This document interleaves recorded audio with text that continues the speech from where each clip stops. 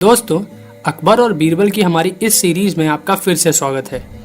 दोस्तों, जैसा कि आप सभी जानते हैं कि बादशाह अकबर ज्यादा पढ़े लिखे नहीं थे, फिर भी वह बीरबल की बुद्धि से टकराकर उन्हें नीचा दिखाने का असफल प्रयास करते रहते थे और इसके लिए हमेशा उन्हें बीरबल के हाथों मुंह की खानी पड़ती थी। बीरबल से बार बार हार कर भी अकबर बादशाह को कभी बुरा नहीं लगता था, क्योंकि उनका मानना था कि तेज बुद्धि वाले इंसान से टकराकर हारने से उनकी ही बुद्धि तेज होती है। दोस्तों, बादशाह अकबर में यह बहुत बड़ी खूबी थी कि वह अपने आसपास की हर बात को जान लेना चाहते थे। इसलिए वह एक मुसलमान होने के बाद भी बीरबल से रामायण, महाभारत आदि की कहानियां सुना करते थे। रामायण महाभारत की कहानियां सुनने में अकबर को बहुत ही आनंद आता था। इसलिए वह अपने दरबार में भी अपने सारे दरबारियों के साथ राम, कृष्ण, अर्जुन, भीष्म आदि के चरित्र के बारे में बातचीत किया करते थे। यह सिलसिला बहुत लंबे समय तक चलता रहा और इतने समय में बादशाह अकबर ने बीरबल के मुंह से रामायण, महाभारत, गीता के साथ साथ हिंदू धर्म के सभी वेद पुराण आदि भी सुन डाले। वेद पुराणों के सुनने के बाद बादशाह अकबर पर उनका ऐसा असर हुआ कि उनका मन बड़ा ही शांत हो गया और वह गंभीर मुद्रा में रहने लगे। लोगों से बातें कम करने लगे। दरबार में होने वाली बेवजह की बैठकें बंद हो गईं। बादशाह दरबार में आते थे और दरबार के जरूरी काम निपटाकर वहां से चले जाया करते थे। बादशाह अकबर के इस बदलाव को देखकर दरबारियों के साथ साथ उनकी बेगम साहिबा भी परेशान रहने लगी, परंतु बड़ी कोशिशों के बाद भी ये बात कोई नहीं जान पाया कि आखिर बादशाह को हुआ क्या है। मजबूर होकर बादशाह की बेगम राजा बीरबल से जाकर मिली और उनसे बादशाह के इस बदलाव के बारे में जानने की कोशिश की, परंतु बीरबल ने कहा कि वह खुद बादशाह के इस बदलाव से बड़े चिंतित हैं, क्योंकि काफी समय हो गया है तब से बादशाह ने उनसे कोई भी छेड़खानी नहीं की है। एक दिन दरबार में बीरबल सहित सभी दरबारी परेशान होकर बादशाह अकबर के इस बदलाव के बारे में बात कर रहे थे कि तभी बादशाह के महल का एक सिपाही वहां आया और राजा बीरबल से कहा कि आपको बादशाह ने अपने महल में बुलाया है। बीरबल बादशाह के महल में पहुंचे तो बादशाह ने बीरबल से कहा कि बीरबल, मैं तुमसे कुछ बात करना चाहता हूँ। बीरबल ने मौका देखकर यह कह दिया कि जहां पना मैं भी बहुत दिनों से आपसे कुछ बात करना चाहता हूँ। अकबर ने कहा, ठीक है, पहले तुम अपनी बात कहो। तो बीरबल ने कहा कि सारे दरबारियों के साथ साथ आपकी बेगम साहिबा भी आपकी इस खामोशी की वजह जानना चाहती हैं।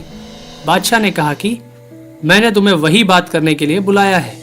फिर बादशाह अकबर ने बड़े ही भावुकता से बीरबल से कहा कि जब से मैंने तुम्हारे हिंदू धर्म के बारे में पूरी तरह से जाना है, तब से मेरा मन यही कह रहा है कि हिंदू धर्म ही दुनिया का सबसे अच्छा धर्म है।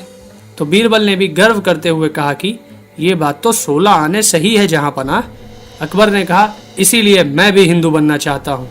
बादशाह की बात सुनकर बीरबल बुरी तरह चौंक पड़ते हैं।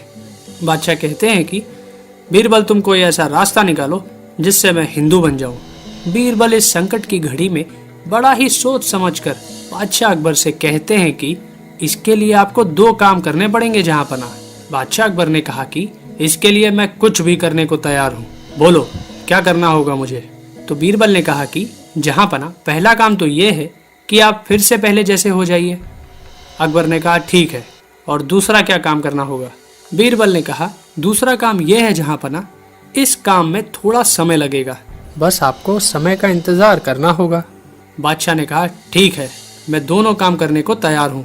उस दिन के बाद बादशाह अकबर तो पहले की तरह हो गए, जिससे उनके सारे दरबारी और उनकी बेगम बड़ी खुश हो गई। परंतु राजा बीरबल हर दिन के गुजरने पर परेशान होते जा रहे थे। उन्हें समझ नहीं आ रहा था कि वह बादशाह अकबर को हिंदू कैसे बनाए।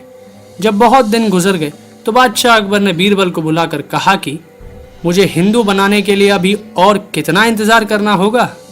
तो बीरबल ने कहा, इंतजार खत्म हो गया जहां बना, बस आप अभी 4 दिन तक सूर्य उगने से पहले जागिए और अपने महल की अटारी पर खड़े होकर बड़े ही ध्यान मग्न होकर उगते हुए सूर्य के दर्शन करिए।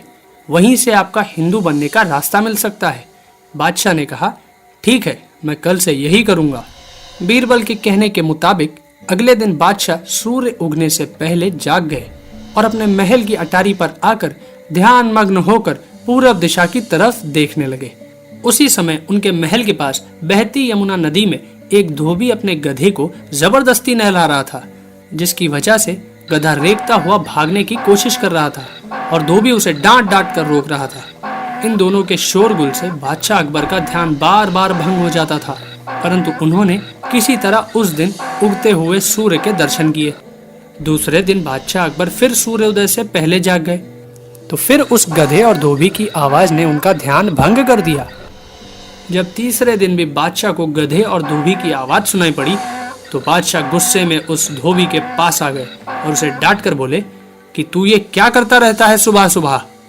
तो धोबी ने कहा, हुजूर, पिछले 10 दिन से मैं अपने गधे को रगड़ रगड़ के नहला रहा हूँ, जिससे कि ये गधे की जगह एक अच्छा घोड़ा बन जाए। धोबी की बात सुन बादशाह अकबर चौंक जाते हैं और कुछ सोच कर कहते हैं, मैं समझ गया राजा बीरबल, अब तुम्हें गधे को नहलाने की ज़रूरत नहीं है।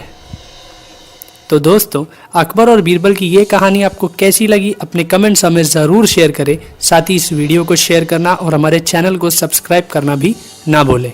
धन्यवाद दोस्तों।